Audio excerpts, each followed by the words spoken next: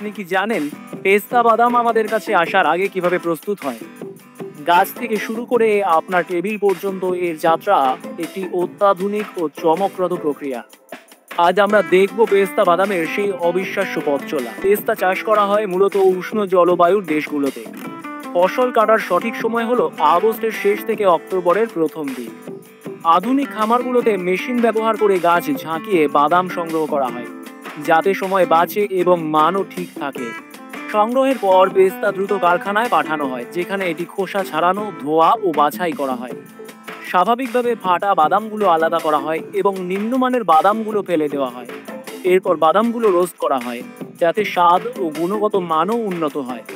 কিছু পেস্তা লবণাক্ত করা হয়, আবার কিছু মশলা বা মধু দিয়ে ফ্লেভারিং করা হয়। এই ধাপে পেস্তার স্বাদ আরও উন্নত হয়।